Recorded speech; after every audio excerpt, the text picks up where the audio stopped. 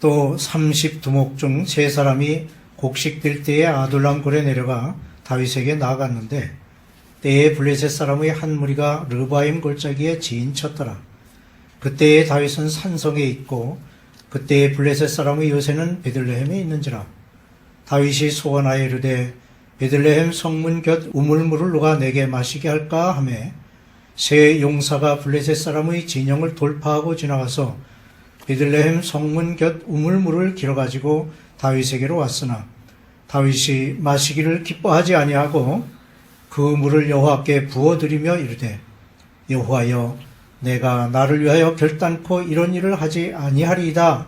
이는 목숨을 걸고 갔던 사람들의 피가 아니니까 하고 마시기를 즐겨하지 아니하니라. 세 용사가 이런 일을 행하였더라. 아멘. 다윗의 이야기 속에 아주 독특한 부분을 차지하고 있는 말씀이 오늘 본문과 관련된 내용입니다. 즉 다윗을 도와 전쟁에 승리하고 다윗을 왕으로 세우는 일에 헌신한 충성스러운 용사들에 대한 기록이 요약되어 있는 말씀이라 할 수 있습니다. 다윗은 평생을 전쟁으로 산 사람이라고 해도 과언이 아닐 것입니다. 어려서는 사나운 짐승과 싸웠고 그 실력으로 골리앗과 싸워 이겼습니다. 사울 왕에게는 일방적으로 쫓겨다니는 것이 일이었지만 그 또한 싸움이라고 할 수 있었습니다. 블레셋과 싸웠고 모압과 암몬 그리고 주변에 있는 나라들과 싸웠습니다. 반역하는 무리와 싸웠고 말년에까지 아들의 반역으로 정신적, 육체적으로 싸운 그야말로 평생을 전쟁의 이야기로 이어진 다윗의 삶의 역사에서 다윗을 돕고 따르던 용사들이 항상 있었던 것은 어쩌면 당연한 일이었습니다. 사울왕에게 쫓겨다니던 시절 불과 600명의 사람들이었지만 모두 나름대로 싸움꾼들이었음을 알 수 있습니다. 그 결과 다윗으로서는 뼈 아픈 현실이 있었습니다. 역대상 22장 8절에 여호와의 말씀이 내게 임하여 이르시되 너는 피를 심히 많이 흘렸고 크게 전쟁하였느니라. 내가 내 앞에서 땅에 피를 많이 흘렸은즉 내 이름을 위하여 성전을 건축하지 못하리라는 하나님의 말씀에 그는 알았습니다. 라는 말로 응답할 수밖에 없었습니다. 앞선 말씀에서 보듯이 다윗을 따르는 사람들보다 훨씬 많은 이스라엘 지파의 백성들이 기회만 있으면 다윗을 배척하고 다윗을 멀리하고 떠났습니다. 그런 중에도 다윗을 따른 용사들이 있었습니다. 그들은 다윗이 사울왕의 추격으로 피신을 거듭하던 시기에도 다윗을 배신하지 아니하였고 끝까지 다윗을 도우며 따랐던 이들입니다. 마지막 절인 39절에 햇사람 우리아라 이상 총수가 37명이었더라고 기록되어 있습니다. 37명은 대략 세 부류로 나누어지는데 뛰어난 세 용사의 이름이 먼저 나옵니다. 즉 다그몬 사람 요셉 바세벳, 아호아 사람 일르아살, 하달 사람 삼마가 그들입니다.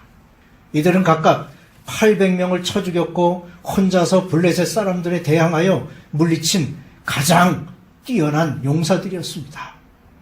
그리고 다음 세 용사는 오늘 본문의 기록과 같이 아둘람 굴에 피신해 있던 다윗이 고향 베들레헴 우물의 물을 마시고 싶다는 말에 목숨을 걸고 블레셋 진영을 뚫고 우물물을 떠온 용사들이었습니다. 이 두 번째 부류는 첫째에 못 미치는 두 용사 아비새와 문하야였습니다. 여기에서 두 사람의 이름이 등장하고 있지만 세 용사라는 표현이 있는 것을 보면 나머지 한 사람의 이름이 언급되지 않은 것을 볼 수 있습니다. 그 사람의 이름이 밝혀져 있지 않은 것은 실수가 아니라 의도적인 것이라고 볼 수 있습니다. 그 이유가 있을 것인데 그 이름이 의도적으로 삭제되었다면 그것은 아마도 반역행위 때문이었을 것입니다. 그렇다면 여기에 해당되는 사람은 아마도 아마사일 것입니다.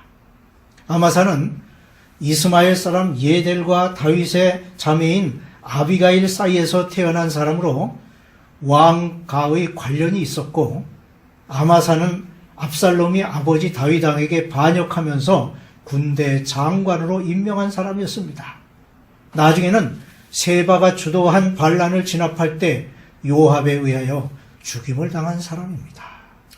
다윗이 블레셋 사람들과 전쟁할 때 자기 고향 베들레헴 성문 곁에 우물물을 몹시 마시고 싶어 했습니다. 이에 다윗의 세 용사가 생명을 아끼지 않고 물을 가져오지만 다윗은 그 물을 마시지 않고 여호와께 부어드렸습니다. 그것은 생명을 돌아보지 않고 구해온 물이었습니다. 다윗은 그 귀한 것을 하나님께 드린 것입니다. 하나님은 재물에 대해 네 재물과 네 소산물의 처음 익은 열매로 여호와를 공경하라고 가르치고 있는데, 다윗은 그것을 여호와께 부어드린 것입니다. 그는 자신이 바라던 것을 자신의 만족을 위해 사용하지 않고 하나님께 드렸습니다. 두 번째로 언급된 세 용사 중 분하야에 대한 기록이 비교적 자세하게 기록되어 있습니다. 분하야는 다윗의 통치 기간에 중요한 인물로서 시위대 대장이면서 24,000명으로 구성된 제3반열의 지휘관이기도 하였습니다. 그는 아론 집의 족장이었던 여호야다의 아들로, 여호야다는 사울왕이 죽고 그의 아들 이스보셋까지 죽자 3,700명의 제사장들을 데리고 헤브론으로 옴으로써 다윗이 통일 이스라엘의 왕이 되는데 큰 힘이 된 사람입니다. 후일 분하야는 솔로몬 편에 서서 아도니아와 맞섰으며 그러한 공로로 요압을 대신하여 군대 장관이 되기도 했습니다. 다윗의 용사들은 진정으로 하나님의 능력을 나타낸 용사들이었습니다. 그들의 용맹은 자신의 생명을 돌아보지 않는 순결하고 헌신적인 것이었습니다. 이들의 영웅적인 행위는 다윗의 왕권을 확고하게 하였고, 여호와의 권능과 영광스러운 광채를 비춰주는 거울 역할을 하였습니다. 그런 용사들 중 특별히 분하야의 담대함에 대해 성경은 길게 언급하고 있는데, 그의 영웅적인 행위를 통해 하나님께서 우리에게 주시는 교훈을 생각할 수 있습니다. 우선 분하야는 어떤 사람인지를 살펴봅니다. 다윗의 뛰어난 용사에 해당되는 첫째 3인의 시대가 지나가고 둘째 3인의 시대가 왔으니 그 3인이 바로 아사헬과 분하야와 아마사입니다. 이 둘째 3인에 속하는 분하야는 대제사장 여호야다의 아들로서 30인 용사 중 지도자급에 속했으며 다윗의 시대 대장이었습니다. 그는 솔로몬 시대의 솔로몬 편에 서서 아도니아의 반역에 동참한 요압을 처형한 사람으로 요압을 대신하여 군대 장관으로 임명되기도 하였습니다. 분하야라고 하는 이름의 뜻이 여호와께서 세우신다는 표현에서 보듯이 그의 힘과 기백, 늠름한 모습들이 모두 하나님께로부터 부여받은 것임을 알 수 있습니다.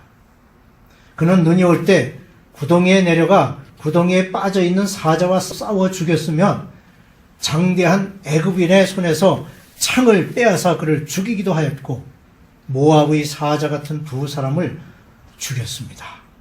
분하야가 이런 장사들을 물리친 능력은 하나님의 능력에서 비롯된 것이었습니다. 분하야가 눈 속에서 사자의 발자국을 보고 내려가서 사자를 죽인 것은 자신의 생명을 포기한 것이나 마찬가지입니다. 그는 눈 속에서 먹이를 찾지 못해 사나워진 맹수를 다른 사람들의 안전을 위해 용감하게 싸웠습니다. 주님의 제자로 부름을 받고 사명을 부여받은 우리 역시 이러한 용맹함으로 나아가야 할 것입니다. 주님을 따르는 제자의 첫째 자세는 원수에게 틈을 보이지 말아야 합니다. 원수는 틈만 생기면 그 속에서 힘을 키우기 마련입니다. 그러므로 그리스도의 낮아지신 자리까지 우리도 겸손해야 합니다. 둘째 자세는 말씀의 검을 들고 전신갑주를 입어야 합니다. 그리하여 내 마음속에 웅크리고 있는 사탄이 있는 곳까지 들어가 분하야처럼 사탄을 물리치고 다시는 틈타지 못하도록 영적으로 강하게 다져져야 할 것입니다. 그러면 분하야가 용감한 행동을 한 근원은 무엇일까요? 그의 이름은 하나님께서 세우신 자 또는 하나님께서 지으신 자라는 의미가 있습니다. 과연 그는 그의 이름답게 살았습니다. 그의 용감함은 그 이름대로 하나님으로부터 나왔다고 할 수 있습니다. 하나님이 친히 지으시고 강한 능력을 주셔서 하나님의 능력을 그를 통해 나타내신 것입니다. 우리 또한 하나님의 형상대로 지음받은 존재입니다. 그러므로 우리도 분하야처럼 하나님께로부터 난 자들이 되면 두려움이 없을 것입니다.